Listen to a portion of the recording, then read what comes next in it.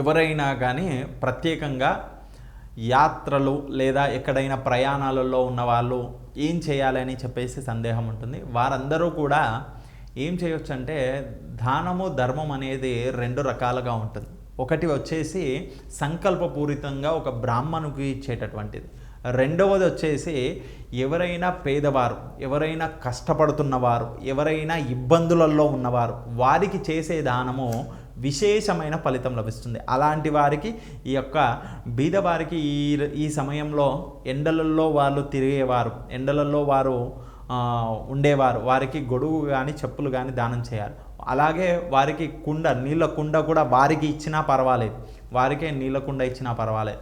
ఇలా ఆ దాన ధర్మాలు చేసుకోవాలి. వారు భోజనం చేయడానికి భోజన వ్యవస్థకు సంబంధించిన ఇచ్చిన స్వయం పాక రూపకంగా కానీ లేదా వారు అన్నదానంగా కానీ వారు చేయొచ్చు. అది కూడా విశేష ఫలితం.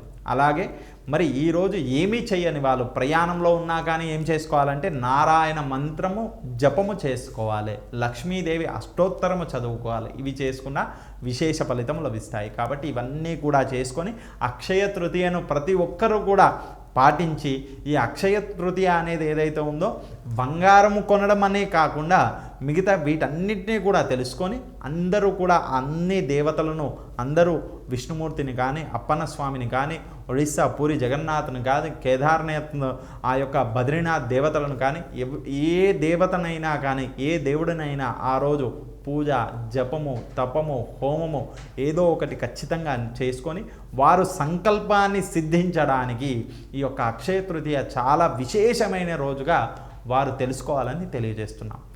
ఓం నమః శివాయ.